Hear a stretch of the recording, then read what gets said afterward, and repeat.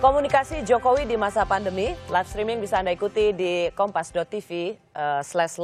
Malam hari ini saya berbincang dengan dosen ilmu komunikasi Universitas Indonesia, Bung Ade Armando, Muhammad Kodari, Direktur Eksekutif Indobarometer yang baru saja mengeluarkan survei terbarunya, dan Bung Andi Malarangeng, juru bicara Presiden periode 2004-2009 di bawah kepemimpinan Presiden Susilo Bambang Yudhoyono, dan melalui Zoom ada Profesor Ibnu Hamad, Guru Besar Ilmu Komunikasi UI. Kita sedang berbicara dengan bagaimana strategi atau pesan-pesan tentang kebijakan publik yang dilakukan oleh pemerintahan Jokowi di masa pandemi ini. Yang paling baru kemarin misalnya, Pak Jokowi itu ke Bekasi sebagai salah satu contoh yang akan melepaskan PSBB. Jadi contoh kota new normal. Tapi kemudian yang ditangkap pesannya oleh publik adalah Pak Jokowi ini meresmikan mall. Sehingga kemudian ada tagar Bapak Mall Indonesia. Padahal Pak Jokowi ke sana untuk melihat contoh kota penerapan new normal. Baik MRT maupun mallnya. Kenapa action yang baik ini tidak bisa diterima dengan baik oleh publik? Ya, karena pertama konsep new normal itu sendiri menurut saya harus dieksekusi bukan dengan cara seperti ini. Kenapa? Saya orang yang cukup aktif ya merumuskan soal new normal ini dengan teman-teman, ya banyak pengambil keputusan akhirnya, termasuk juga menulis di harian Kompas. Saya katakan begini, ketika kita mau menuju atau sedang transisi menuju new normal, kita itu harus bicara dulu mengenai blueprint ya. Blueprint new normal itu seperti apa? Nah, blueprint new normal ini pun didahului oleh pembentukan sebuah satgas sendiri, satgas new normal katakanlah begitu. Yang memang ditugaskan untuk merumuskan blueprint new normal, konsep new normal. Di luar gugus tugas lalu ceritanya. Di luar. Bahkan kemudian melakukan simulasi ya, lalu kemudian baru disosialisasikan ke masyarakat, baru keluar tanggal. Nah, kalau bapak-bapak atau ibu juga mengingat ya, konsep new normal ini pertama kali muncul itu adalah tanggal. Sudah langsung tanggal sekian akan dibuka ini, tanggal sekian akan dibuka ini. Menurut saya itu konsepnya sendiri belum jelas. Kenapa? Apa yang salah? Ya karena orang kan belum punya pemahaman yang sama atau bahkan belum punya kebijakan yang salah atau momen di jadi cara kita mengeksekusi new normal ini, saya setuju dengan konsep new normal itu, saya pendukung new normal, tetapi cara kita mengintrodusir dan mengimplementasikan new normal itu bukan seperti itu caranya. Bukankah dalam tanggal itu, Mbak Rosi, tanggal itu terakhir, bukan di depan. Bukankah dalam riset Anda juga mengatakan ada ketidakpastian dalam kebijakan? Ini dikasih kepastian loh, ini tanggal. Sekarang dikasih tanggal dianggap juga salah. Akibatnya sekarang ini timbul seolah-olah pemerintah tidak konsisten. Di satu sisi PSBB, tapi kok kemudian di sisi yang mau membuka kegiatan-kegiatan ekonomi begitu. Bahkan kalau saya mengelola proses ini, saya tidak akan melibatkan Pak Jokowi dalam tahapan ini. Biarlah yang melakukan simulasi itu adalah tim blueprint. Tidak boleh ada Pak Jokowi di sana. Kenapa? Ya, karena kalau ada Pak Jokowi di sana pesannya beda gitu loh. Seolah-olah Pak Jokowi ini ya tadi akan meresmikan mall atau membuka mall, atau mall ini memang sudah akan dibuka begitu. Kemudian pembuatan kebijakan publik itu, Bang Abang tahu persis, itu seperti membuat tahu. Kalau orang tahu bagaimana tahu itu dibuat, mungkin orang nggak jadi makan. Begini, wah, banyak masalah begitu. Kalau presiden sudah langsung ada di situ, nggak ada lain biasa koreksi. Iya, kalau apa pesan yang muncul. Sama kenapa perlu ada jubir? Karena kalau jubir salah, masih ada di atasnya yang bisa mengkoreksi. Tapi kalau presiden salah, siapa yang mau koreksi lagi? Dia paling tinggi sudah. Sekatnya begitu kira-kira. Iya. Nah, tapi juga begini, kesalahan persepsi muncul juga bukan cuma soal itu. Ada yang mengatakan begini, kenapa mall? Bagaimana dengan masjid? Kenapa? Ya, yang mengkhawatirkan adalah kemudian dibenturkan dengan tempat ibadah, bahwa presiden atau pemerintahan ini lebih mementingkan mall daripada tempat ibadah. Karena konsep itu sendiri tampaknya belum disampaikan dengan baik. Buktinya begini, usul Bekasi itu sendiri. Ada sebuah media online yang terkemuka, sampai 3 kali ubah judul untuk sebuah acara yang sama. Artinya apa? Bukan hanya masyarakat, wartawan yang mengikuti kegiatan presiden sendiri pun tampaknya bisa berbeda persepsi karena sampai 3 kali. Karena 3 kali itu artinya berarti apa? Waktu diubah karena ada yang mungkin telepon dia, salah itu judul itu diubah. Ini sedang berbicara soal masa lalu beliau. Ya, tentu saja. Artinya dalam arti ini berarti ada masalah komunikasi bahkan kepada pers yang begitu dekat yang mengikuti kegiatan presiden. Nah ini tidak perlu terjadi mestinya. Ya, karena itu tidak perlu terjadi karena ada wartawan yang melekat di istana. Jadi harusnya wartawan itu tahu apa yang menjadi Saya kegiatan. tambahkan sedikit ya. Saya tambahkan sedikit ya. Kalau saya yang menyiapkan itu, ya saya mallnya pertama, kalaupun mall ya, itu mallnya tidak satu. Saya akan bikin mall tuh 3, 5 begitu. Gini, pertama makin kuat gitu. Karena apa sih salahnya presiden memantau, melihat, ngecek fasilitas umum dalam hal ini MRT, dalam hal ini mall untuk menerapkan protokol ini masih konsep. Di daerah yang dianggap sukses. Kalau ditanyakan apa mau buka belum, kita masih sedang ngecek. Yang ngecek itu jangan presiden. Yang ya beginilah, kalau mau ini ada lapangan ranjau, itu bukan komandan, prajurit dulu ke depan gitu loh. Gak perlu sekelas presiden. Kenapa langsung panglima, langsung yang paling intinya? Ya kata beliau tadi, begitu bomnya meledak ya pasti presidennya kena. Menurut saya agak kejam juga nyuruh presiden langsung terjun kepada proses pembuatan seperti ini. Kan barang belum selesai. Barang ini selesaikan dulu, konsepnya sudah matang, pemahamannya sudah sama, ceklah lewat survei atau lewat apapun juga. Oh, masyarakat yang paham sudah 90%. Pemahamannya sudah 90% sama. Baru presiden tampil.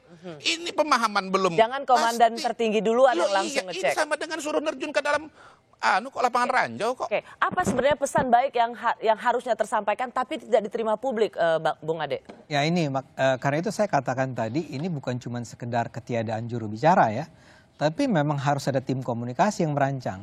Jadi begini, taruhlah kita berasumsi baik, taruhlah sebenarnya sudah ada blueprintnya. Ya, tapi blueprint adalah sebuah ide kan, sebuah gagasan, sebuah rencana. Gimana agar rencana yang berprasangka baik ya, Betul. Bung, kita berprasangka itu ada, itu baik. bisa itu bisa sampai ke publik. Betul. Nah sekarang pertanyaannya begini kira-kira, ketika presiden turun duluan itu by design atau sebuah keputusan yang diambil semalam sebelumnya atau 2 hari udah turun aja lah Pak Jokowi, bukan karena ada yang duduk sama-sama dan berpikir tentang berdasarkan sebuah diskusi ada sebuah tim. Ini pesan yang ingin kita saya sampaikan. jadi ingat si Billy yang staf sus itu kan, yang bilang staf sus itu West Wing. Ingat Kak? Ya. Dia pernah bilang gitu. Itu kan harusnya begitu. Bayangkan ada West Wing yang mikir, oke, kemana dulu? Ya. Kota mana dulu? Betul. Siapa yang turun? Kotanya udah benar, karena RO-nya sudah turun enggak, ya. saya mau bilang gini, kotanya kan ditentukan. Mall yang mana yang didatangi, Anda bilang jangan mall, whatever. Iya. Tapi ada sebuah proses yang dikatakan, kenapa mall? Kata Pak ada Jokowi. judgment. Ada judgment, ada yang bilang, gini loh Pak, kenapa harus ke mall? Ya. Itu semua udah disiapkan, message-nya, pakaiannya apa? Kalau Bapak bikin pidato, Bapak ngomong apa? Termasuk di dalamnya si kantor komunikasi ini mikirin, oke, pagi-pagi harus sudah siap ya press release, dibagi ke semua wartawan. Wartawan tuh nggak ada yang harus telepon sendiri-sendiri. Ke Humas nanya, Pak Jokowi hari ini kemana ya? Ke Bekasi, ke Sumarekon, ngapain ya? Kayaknya sih buka mall deh. Jadi judulnya buka mall. Salah nggak sih wartawan? Iya. Terus menurut saya sih enggak. Wartawannya kenapa sih Humas? Actually wartawan itu nanya kepada Humas Bekasi. Nah, Humas Eselon 4 itu dia ngomong, tapi kemudian kenapa sih wartawan untuk memperoleh informasi sebasic itu belum nanyanya ke Humas di Bekasi, dan saya kan ada rekamannya ya suaranya kan. Si ibu-ibu itu bilang, iya kok kayaknya sih buka mall deh. Gak salah dong wartawan nulis begitu. Gak, maksud saya itu semua bisa dihindari Mbak Rosi. Kalau semua by design, bayangkan menurut saya itu sorry ya Bung Ade ya, tapi kan knowing Pak Jokowi gitu. Pak Jokowi ini kan orangnya sangat spontan. Buat mereka yang dekat dengan Pak Jokowi ini senang segala sesuatu yang bersifat alamiah, blusukan. Nggak bisa, Mbak Rosi nggak bisa. A bit of gimmick. Excuse me, ini krisis. Kita bahkan di komunikasi ada yang namanya crisis communication, komunikasi krisis. Komunikasi krisis itu bukan business as usual. Kita semua harus merancangnya semendasar mungkin, sehati-hati mungkin. Kayak tadi dikatakan soal sebelum dinyatakan ini dimulai di Bekasi ada new normal, harus ada sebuah penjelasan yang cukup bisa masuk di akal oleh semua masyarakat bahwa kenapa new normal harus dimulai sekarang. Apa harga yang harus dibayar kalau ini ditunda-tunda. Anda boleh setuju, boleh tidak setuju. Tapi harus ada penjelasannya. Sehingga kalau besok ada orang yang marah, saya bisa nge-refer. Kemarin sudah saya jelaskan. Saya mau masuk ke contoh kasus ya. selama masa pandemi ini misalnya dua yang besar. Yang pertama adalah Indonesia terserah. Iya. Itu sebenarnya adalah bagian dari kekecewaan melihat masyarakat kita nggak disiplin. Dimulai dengan berkerumun di McDonald, lalu macam-macam gitu. Lalu kemudian ketika memperkenalkan, karena tadi Bung Ade sudah mengatakan soal new normal, dijawab dengan netizen adalah Indonesia abnormal. Kenapa, apa yang menurut Anda yang tidak dilakukan oleh pemerintah, sehingga apapun yang dilakukan oleh pemerintah selalu direspons negatif oleh publik? Prof, ini dulu, Ibnu Hamad dulu. Kenapa? Yang salah mereka yang memang udah dasarnya nggak suka sama Jokowi, atau ini sebenarnya suara-suara kritis warga? Saya ingin komentari yang Bekasi itu dulu. Oh, boleh. Begini, saya ikuti beritanya sebelum jam 13, pagi-pagi udah dinyatakan bahwa Pak Jokowi bakal ke Bekasi meresmikan mal, begitu bahasanya kan, di online. Itu tampaknya memang tidak ada yang resmi yang menjelaskan tujuan dibalik ke Bekasi yang sebetulnya dari segi kebijakan itu apa. Memang tidak ada yang menjelaskan. Dikaitkan dengan new normal, dengan usaha apa, orientasinya kemana. Jadi persepsi publik banyaknya mau meresmikan mal memang akhirnya. Padahal kan ada jeda tuh antara pagi sampai jam 13 sebelum Pak Presiden ke Bekasi kan begitu. Sekali lagi memang ini diperlukan tim komunikasi yang bukan hanya bekerja, tapi seperti Pak Andi Malarang itu yang tiap hari dekat dengan Presiden, begitu. Jadi kalau suatu saat nanti ditunjuk jubir juga yang harus melekat dengan Pak Presiden. Kalau perlu dipanggil 3 kali sehari. Saudara, ini saya mau melakukan ini lakukan, tolong jelaskan ke masyarakat. Mestinya begitu. Jadi kalau perlu tiap hari dipanggil. Kalau perlu sekali lagi 3 kali sehari. Apakah kemudian itu Pak Ibnu itu yang membuat Anda membenarkan setiap kali kebijakan presiden atau pernyataan publik pemerintah itu selalu direspons negatif? Karena ada kekosongan pemahaman antara pemerintah dan warga. Di era medsos ini banyak suara itu biarin aja. Tapi kepastian dari suara resmi pemerintah itu harus konsisten begitu. Karena dalam era sekarang benar pun bisa disalahkan. Oke, gitu. Prof, satu-satu aja, singkat aja sebelum saya mau jeda. Menurut Anda apa yang paling tidak konsisten dari pesan atau komunikasi pemerintah pada masyarakat? Satu aja yang menurut Anda paling mengganggu, yang paling tidak konsisten.